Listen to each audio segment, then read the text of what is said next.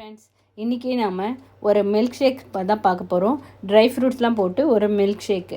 இது ரொம்ப ஈஸியாக இருக்கும். நைட்டே ட்ரை ஃப்ரூட்ஸ்லாம் ஊற வச்சு மார்னிங் எழுந்து மிக்ஸியில் போட்டு அரைச்சி குடிச்சிட வேண்டியதான். குடிச்சிட்டு நம்ம வாட்டுக்கு நம்ம வேலையும் செய்துகிட்டே இருக்கலாம். வெளியே எங்கேயும் கிளம்பும் போதும் டக்குன்னு இந்த மில்க் ஷேக் குடிச்சிட்டு போயிட்டோம்னா நமக்கு பசிக்கவே பசிக்காது. நல்லா ஃபில்லிங்காக இருக்கும்.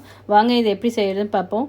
பிஸ்தா, பாதாம், வால்நட்டு, கிரேப்ஸ் எடுத்து வச்சுருக்கேன் 2 டைப்பு. அப்புறம் டேட்ஸ் எடுத்து வச்சுருக்கேன், அத்திப்பழம், வேர்க்கடலை கொஞ்சம், ஒரு முந்திரி, ஒரு சின்ன கப்பு பால் எடுத்து வச்சுருக்கேன்.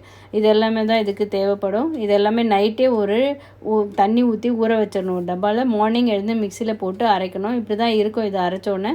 நீங்கள் தேவைப்படுறவங்க வாழைப்பழம் சேர்த்துக்கலாம், ஆப்பிள் சேர்த்துக்கலாம். நான் பழம் எதுவும் நான் சேர்க்கல. இவ்வளோ ட்ரை ஃப்ரூட்ஸ் மட்டும் தான் சேர்த்து அரைச்சிருக்கேன். ரொம்ப ஃபில்லிங்காக இருக்கும். ரொம்ப ஹெல்த்தியான டிஷ்ஷு. ட்ரை பண்ணி பாருங்கள். ட்ரை பண்ணி பார்த்துட்டு எனக்கு எப்படி இருந்ததுன்னு கமெண்ட்டில் சொல்லுங்கள். அப்புறம் மார்னிங் பிரேக்ஃபாஸ்ட்டுக்கு நாங்கள் பாவ் பாஜி தான் செஞ்சிருந்தோம். இங்கே நல்ல குளிருக்கு நல்ல ஆப்டாக இருந்துச்சு பாவ் பாஜி சுட சுட சாப்பிட்டுட்டு டிஃபன் பாக்ஸுக்கு அடுத்தது அவங்களுக்கு கோதுமை ரவை உப்புமாவும், சுண்டல், வெள்ளரிக்காவும், கேரட்டும் அரைஞ்சி வச்சுருந்தோம். அப்புறம் அவங்களும் பாவ் பாஜி சாப்பிட்டுட்டு கிளம்பிட்டாங்க. மதியம் இந்த பாவ் பாஜி மசாலாவே நாங்கள் தோசைக்கு செஞ்சு சாப்பிட்டோம். ரொம்ப ரொம்ப டேஸ்ட்டாக சூப்பராக இருந்துச்சு தோசைக்கு. அடுத்து பசங்களுக்கு ஸ்கூலுக்காக ஆப்பிள் கட் பண்ணி வச்சுருந்தேன். அவங்களும் ஸ்கூலுக்கு கிளம்பிட்டாங்க.